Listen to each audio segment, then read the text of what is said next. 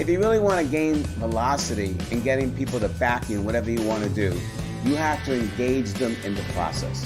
What we always want to strive for is to exceed others' expectations and not to disappoint people. But what we're also striving for is how to maintain our velocity and how to make sure we're working on the right tasks that move us forward.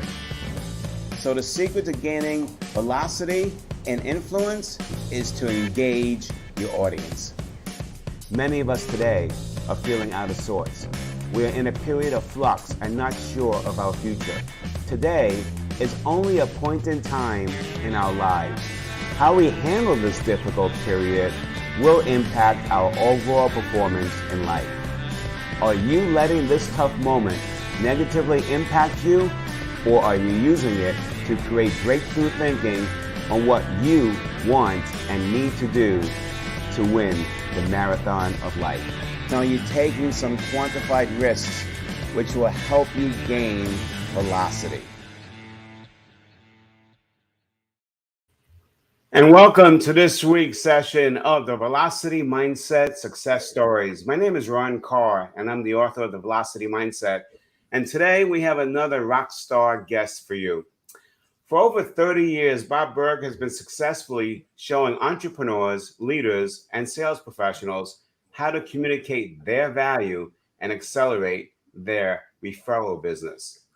Although for years he's best known for his sales classic, Endless Referrals, it's his business parable, The Go-Giver, co-authored with John David Mann, that has created a worldwide movement. And get this, while part of a 4-book series, The Go-Giver itself has sold more than 1 million copies and has been translated into 30 languages. It was rated number 10 on Inc. magazine's list of the most motivational books ever written and was on HubSpot's 20 most highly rated sales books of all time. Bob is an advocate, supporter, and defender of the free enterprise system, believing that the amount of money one makes is directly proportional to how many people they serve. He is also an unapologetic animal fanatic and served on the board of directors of Fury Friends Adoption and Clinic in his hometown of Jupiter, Florida. Bob, welcome to the show. Ron, one of my great friends, dude. We go a long way back. Yes, we do. And we were just commenting while we were waiting backstage how the last time we actually saw each other live was when we all had dark hair living in New York. Absolutely. And we were good buds then, and we stayed good buds. So I'm really glad we were able to get you onto the show because you have a lot of value to offer to the audience. But I got to start with this one question, Bob. It's probably not what people would expect. Everybody who owns a business, who's working, is always worried about money. You know, are they making a profit or not? And you're saying that that's not the first thing they should be worried about. You want to explain that? Yeah. So that was from the first book in the series, from The Go-Giver, and it's when Joe, who's the protege, it was sort of getting a little bit taken aback because every time he brought up about, making a killing or, he talked in some form of money and what he could get from something, it seemed like Pindar, the main mentor, was kind of redirecting him. And Joe said to Pindar, so are you saying asking if something will make money is a bad idea? And Pindar said, no, asking if something will make money is a great idea. It's just a bad first idea. I'm sorry. And I agree with that 100% because it's what you think of first that dictates your actions, basically. Is that exactly. And, so first we'd say, ask, will it serve? Now, and we could also say, ask if there will be a market for it, if people want it, right? Ask if it's something that people will find to be of value. Now, if it is, then by all means, you've got to ask, will it make money? Because you can have something that everybody wants, but if there's no profit in it, you're going to have an expensive hobby, or you're just going to have a hobby. And while hobbies are great, that's not business. By the same token, if you lead with, will it make money? Well, you've got to understand something. Well, not you, because you teach this, but I mean, let's put it this way. When I speak at sales conferences, Ron, one of the first things I'll say to the audience is this: nobody is going to buy from you because you have a quota to meet. Okay. They're not going to buy from you because you need the money or because you'd like the sale. And they're not even going to buy from you because you're a really nice person. Right. They're going to buy from you because they believe that they will be better off by doing so than by not doing so. And in the basically free market economy in which we live, and when I say free market, I simply mean no one's forced to do business with anyone else. That's the only reason why anyone should buy from you or from me or from anyone else, because they believe they'll benefit. So rather than thinking about the money first, think, will it serve? And this is why John David Mann, my co-author, we say money is simply an echo of value.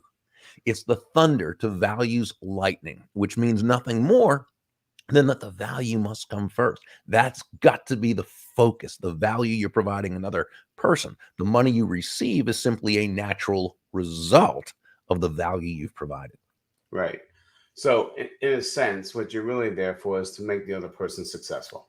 Ron, let's put it this way: in your book, The Velocity Mindset. Congratulations, by the way. I love how it's taken the sales and leadership world by storm. You tell a great story. This is relatively early in the book, but it was when you were selling copying machines. And you realized that there was an issue. The copying machine space is very competitive. You were going head to head against major manufacturers. You certainly weren't going to sell them on terms of just the features, so and so. So you went in there. You totally changed the frame.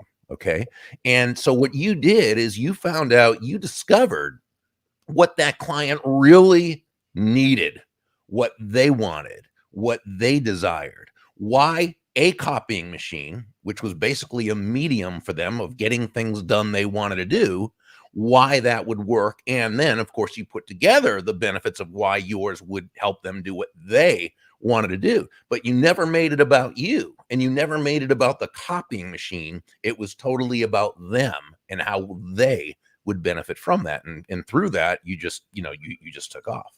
Well, the first 3 months, it was about the copying machine, and that's why I didn't sell one. Right, and that's why, right. It's when you went in and changed the frame and realized there was an issue. Exactly, and I learned that through the School of Hard Knocks, and you're right. We have to, when you're there helping some. I always tell from my other book, Lead So Get Out of the Way, don't compete, create. Find out the gaps that people have and fill those gaps. When you do that, then usually there is no other competition out there because you're doing something that no one else is doing. And that goes in line with what you talk about in the Go Giver and your other pieces of work is how do you create value for your customers? Give us your definition of value and how one can go about creating it for themselves. So I like to define value as it relates to price because they're two totally different things, yet most people equate them. Okay, so price is a dollar figure. It's a dollar amount. It's finite. It simply is what it is. Value, on the other hand, is the relative worth or desirability of a thing, of something, to the end user or beholder. In other words, what is it about this thing, this product, this service, this concept, this idea that brings so much worth or value to another person that they will willingly, again, free market, they will willingly exchange their money for this and be glad they did while you make a very healthy profit. I often use the very simple example of the accountant you hire to do your taxes. She charges you $1,000. That's her fee or her price. But what value does she give in return? Well, she saves you $5,000 on your taxes, saves you countless hours of time, provides you and your family with the security and peace of mind of knowing it was done correctly. She gave you well over $5,000 in value in exchange for $1,000 price. So you feel great about it. And she also made a very, very healthy profit. In fact, in any free market-based exchange, there should always be two profits, the buyer profits and the seller profits, because each of them come away better off afterwards than they were beforehand. Right. And what I find, Bob, is that one of the biggest mistakes salespeople make when they identify the value equation for people, they think then that everybody buys for the same reason, and they don't. No. And if you keep pitching it the same way, then it loses the value. in the eyes of the other person that you're trying to sell to. This is why we have to always remember that value is in the eyes of the beholder. Love It's it. not what we believe is of value or what we believe they should believe is of Right. value. It's what they do. And see what happens, Ron, and of course you know this, you teach this, that we all come at it, we all see life through our own set of beliefs, our belief system, what I call our unconscious operating system, right? Right. And we see the world in a certain way. We have different likes and dislikes and things that have meaning and what's up. But as human beings, we also tend to believe that everyone else sees the world basically the same way we do, which makes intuitive sense because how else could it be? It's all we know. But it's not true. They see things their way from their set of beliefs. We see things our way. I always use the sort of the story of the real estate agent showing a home and taking her prospects through the living room and saying, "Oh, you know what I love most about this living room?" The answer to which is, who cares? Right, exactly. It's what they love most about the living room. Well, it's the same anytime. And you're going, what about me? Right. So, it's funny because when we talk about the velocity, we talk sometimes to gain velocity, you need a pause, which most people think, how do you gain velocity if you're pausing? Because pausing is important to remember what you're after and to make sure that your actions support it. So we have a tendency, we all do, I know I do, when times are tough or, business is not the way you want it in a month, you got to pay your employees, you got to pay bills and all that. That stress corrupts our processes sometimes. Oh, because then it becomes about us. mm-hmm. So share with the audience what maybe you do. When you're about ready to get into a big conversation with a big deal, and you got some stress or issues, on your shoulders. What do you do to get yourself ready for that conversation? So when you're having that conversation, you're there for them, and your stress is not taking over your actions. Well, first, it comes down to awareness, right? It's being aware that is the state you're in, and that's what you're doing. Thinking and acting in a way that is not productive. In fact, is actually counterproductive, right? Mm-hmm. And then it's really it comes down to mastering one's emotions. The sages asked, "Who is mighty?" And they answered, that person who can control their own emotions and make of an enemy a friend. Well, that enemy is ourselves in this case, because we've got to be in control of our emotions, right? If we're going to have the opportunity to be able to take a potentially difficult situation and turn it into a win for everyone involved. Right. So we know again that, this new customer who this could take us right out of this financial situation, well, they're not going to buy from us because we need to get out of a tough financial situation and make payroll. Okay. Right. They're going to do it so we have got to be able to control our emotions, and we've got to be able to take the focus off of ourselves and place it on to them. It goes back to such great Stoic teaching of, controlling what you can. Okay. But not being attached to what you cannot control. And we also need to not be attached to the results. And of course, the paradox is the less attached we are to the result, the greater the chances are the result's going to be the one we want. Yeah. And in negotiations, we say you got to negotiate with the feeling that you could lose this, and that's okay. Sure. Because if you're not going to lose it, you're not negotiating from strength. Exactly. Yeah. So let's keep going to the example you were talking about. So now, you gird yourself, you get yourself reformatted. You got your sights where it should be on the customer, not you. And now you're in the deal. But let's face it, it's still lurking in your subconscious. It's still there. The needs are We're human beings, sure. And then all of a sudden the customer gives an objection, which not only giving it for one reason, they're just trying to see what the answer is and if it's the right thing for them. But yet we can internalize those objections, and say, oh my God, they're not buying it, and then you go into emergency focus. What can one do during the actual call? Well, when I think they're facing those things.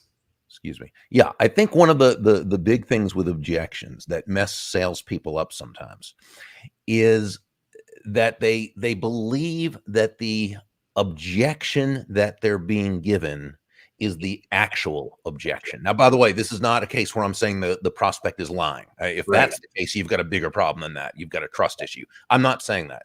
I'm saying a lot of times, remember, and I say this to salespeople all the time, that whatever it is you do all the time. You do every day. You know the answers. You know it's a great product or service, and you understand this, that. You've been through the financing, the this, that, but that other person hasn't. So they have questions and they have concerns and they have a lack of confidence and they have certain things, right? And you don't know. They may feel as though they don't want to ask a question. They may appear ignorant, or they just feel it's going to put them in a bad position, or they just, whatever it is, who knows again, we all operate out of our own set of beliefs. So who knows what. And so what happens, they can then go to a standard objection, that whether it's the I've got to think about it, or your price is too high, or the so-and-so, or whatever, who, what have you. And so what the general salesperson tends to do, and I used to do this very same thing, is respond to that objection and try to overcome that objection first. That's a very counterproductive way to look at it, overcoming an objection, because to overcome is to convince. And we all know what Dale Carnegie said about convincing, right? The ego of the prospect is not going to allow us to do that. They don't want to be overcome. They don't want to be convinced. So rather than just, and by the way, when you answer that standard objection, it's not in the budget, your price is too high, I've got to talk it over with so-and-so, we've got to commit, what have you. When you answer that outward objection, okay, you can give the perfect, smooth, wonderful, most fantastic response in the world to the wrong objection, because that's probably not the objection. That's just the manifestation of the objection, which they may not even really know what it is. Okay. So what we need to do is, rather than try to overcome an objection, we need to work within the objection. We need to work with that person, okay, to discover what the actual root of the objection is. So we need to welcome their question, and we need to assure them that it's a great question, because you need to feel very, very comfortable with the process if we're going to be able to, what have you. And then we work together to find the actual root of the objection. Now, from there, we can go through it together and do what we need to do to help them to understand. But we're never going to do that if we're so attached to the outcome, as you were talking about before, that we can't even think clearly about it. So what we're saying is, the objection comes, don't own it, number one. Welcome it, and use your words. But then also, once you welcome it, become partners in getting to asking additional questions that will get you so you can really solve what's at stake. Exactly. Love it. Excellent. So you're all about serving others. If you serve others and you give, you will get more than you ever thought was possible, is basically what you're saying.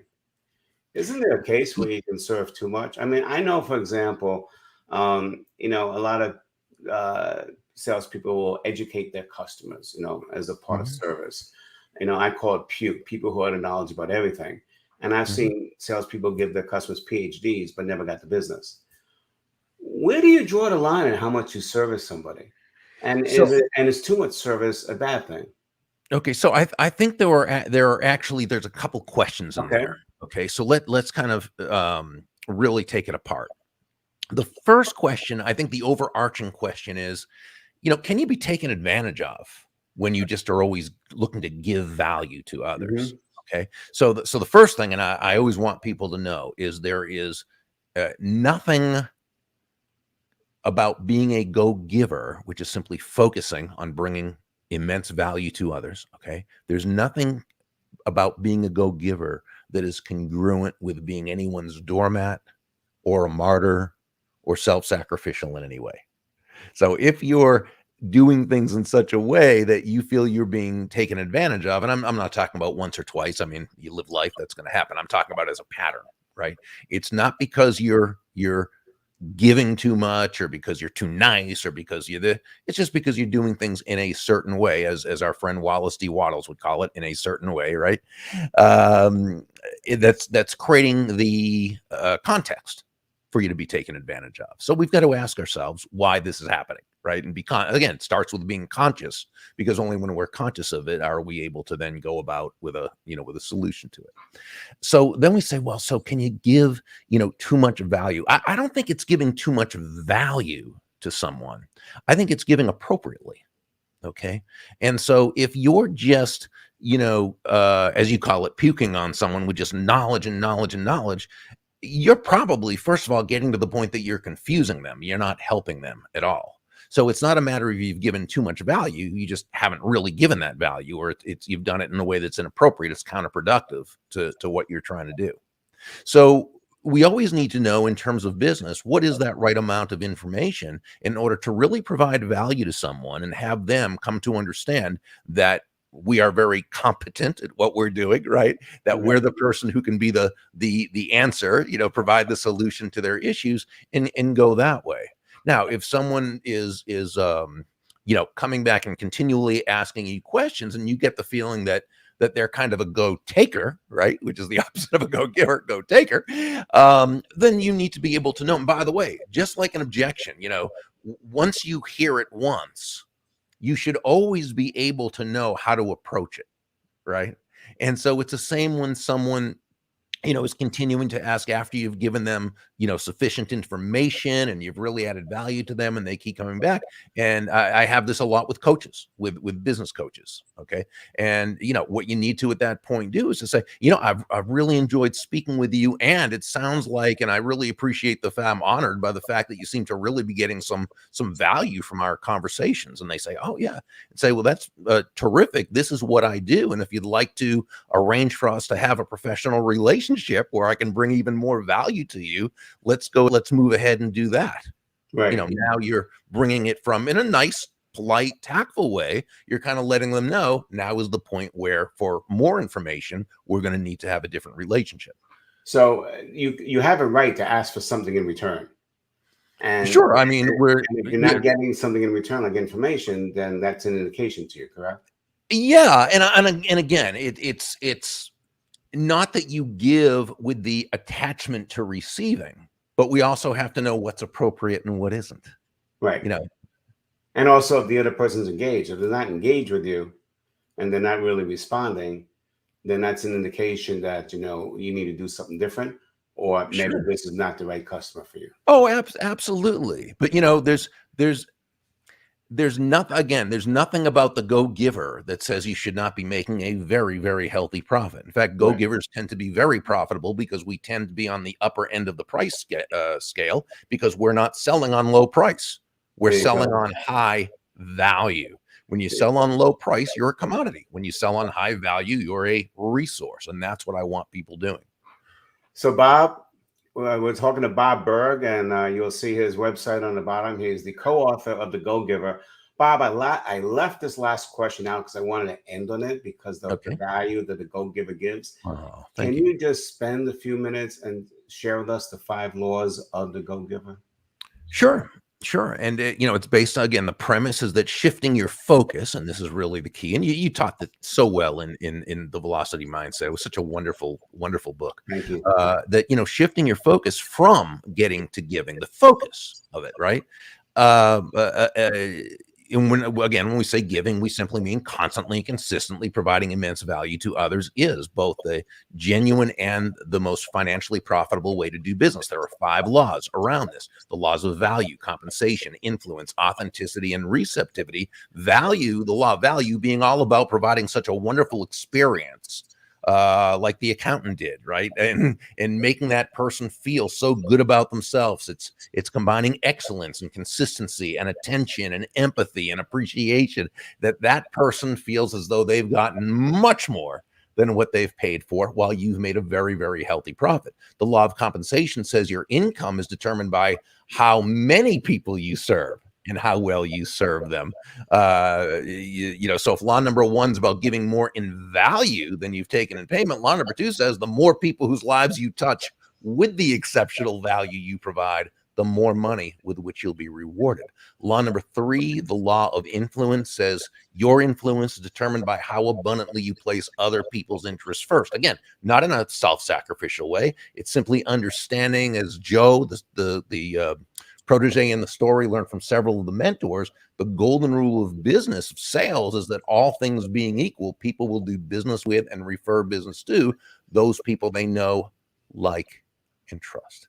And there's no faster, more powerful, or more effective way to elicit those feelings toward you from others than by genuinely moving from that I focus or me focus to an other focus, looking to, as Sam, one of the mentors in the story, advised Joe, make your win all about the other person's win. Law number 4, the law of authenticity, says the most valuable gift you have to offer is yourself. In this part of the story, the mentor, Deborah, explained that all the skills in the world, the sales skills, technical skills, people skills, as important as they are, and hey, they are very, very important, they're also all for naught if you don't come at it from your true, authentic core. But when you do, when you show up as yourself day after day, week after week, month after month, people feel good about you. They feel comfortable with you. They feel safe with you. And why wouldn't they? Sure. They know who they're getting, right? And consistency, as you know, Ron, is such an important part of trust.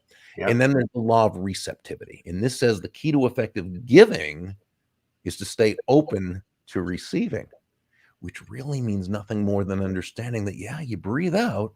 Well, you also have to breathe in. You breathe out carbon dioxide. You breathe in oxygen. You breathe out, which is giving. You breathe in, which is receiving. Giving and receiving are not opposite concepts. They're simply two sides of the very same coin, and they work in tandem. We get so many horrible, negative messages from the world around us regarding prosperity, regarding abundance, regarding money, regarding business. And it's a shame. Okay. Because while there are all sorts of people who do bad things out there, it's a big world. To the degree you operate, as I know all of us do who are listening to this, who are tuned in. Okay. When we work in an environment where no one is forced to buy from us. Okay. The only way we can make a lot of money is to serve a lot of people with absolutely fantastic value, making it all about them. And you guys are absolutely doing it because you sold over 1 million copies of The Go-Giver. So you certainly are serving a lot of people. I got to share this one thing with you. I don't know if you know this, but I've always admired you for a couple of reasons besides our friendship. One, you know what you're after. And you don't do things that get in the way of what you're trying to achieve. And you're very disciplined. I learned a lot from you over the years. But number 2, that part about giving is really coming from your heart. I know that about you. And so this is the reason why I asked you to come on for today, because it's the last show before Christmas, the holiday season, when we're all giving. What do you want to share? The last statement, we're talking to Bob Burg at Burg.com, who wrote The Go-Giver, co-authored it. What special holiday message do you have for the audience on what you'd like them to think about this holiday season and your heartfelt message to them? Well, first, I just wish everybody a happy holiday season, whatever holiday you celebrate. I just wish you lots of family and love and just all great things. And as you're preparing for 2022, to just, go into it understanding that, the more value you can bring to the most people, the most the best you're gonna do for them and for you. It's amazing how it works. And again, as I was reading the Velocity Mindset, there were so many areas that I just I'd read your other, but I felt this was your wow. It just really hit me in a fantastic way. I hope you sell 1 million of these. In fact, I'd love to see people buy the Velocity Mindset for the holidays and give them to everybody they care about.